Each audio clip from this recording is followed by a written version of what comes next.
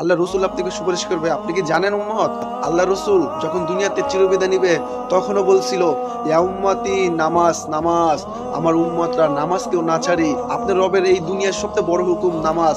যে ব্যক্তি নামাজ ছেড়ে দেয়, আল্লাহর ঘর সাক্ষী, আল্লাহ সাক্ষী, এই মসজিদ সাক্ষী, সেই ব্যক্তি অন্তরের অন্তর থেকে কখনো আল্লাহকে ভালোবাসে না।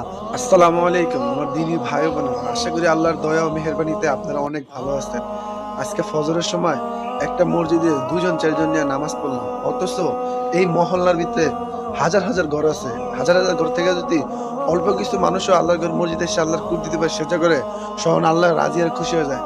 আল্লাহ তো আপনার কাছে আমার কাছে ভাত মাছ টাকা পয়সা কিচ্ছু চায় না। আল্লাহ চাই আমরা জানি আল্লাহর গোলামি করি। আল্লাহর গোলামি কিভাবে করতে পারবেন?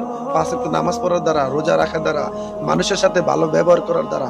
যদি আমরা নামাজ কালাম না পড়া এই দুনিয়া রং তামাশা কইরা বাড়ি গাড়ি নারী সম্পদ বানায়া আল্লাহর ফরজ হুকুম ছেড়া দিই, আল্লাহর শানের কসম, দুনিয়া খালি হাতে আইছেন আবার খালি হাতে চলে যাবেন, কিচ্ছু নিতে পারবেন না, লগে একটা সুতাও নিতে পারবেন না। ওই সুতোটা পর্যন্ত কাইটা রেখে দিবে দুনিয়ায়। কেদের জন্য আপনি ফরজ নামাজ ছেড়ে দিতেছেন? এই পৃথিবীতে গিয়ে আল্লাহর মহান হুকুম নামাজ ছিল না? এই যে ফজরের নামাজ না পড়ে যে কাজে যাবেন, ঘুমাইতেছেন, মোবাইল টিপতেছেন, অথচ আল্লাহ আপনার চিন্তা কইরা বাজারে সবজি পচাইতেছে, মাছ পচাইতেছে, তরকারি পচাইতেছে, গরুর গোস্ত পচাইতেছে, হাজারো মুরগি পচাইতেছে। আপনারা আমার জন্য বড় আফসোস, এত নিয়ামত পাওয়ার পরও আমরা আল্লাহর কোন কোন নিয়ামতকে অস্বীকার করবো? যদি আল্লাহর নিয়ামতকে অস্বীকার প্র্যাকটিক্যালি না করতে চান, এই মুহূর্তে উজু করে ফজরের নামাজ পড়েন, পাঁচ ওয়াক্ত নামাজ মসজিদে যেয়ে পড়েন, স্বয়ং আল্লাহ খুশি হবে, আল্লাহ রসুল আপনাকে সুপারিশ করবে।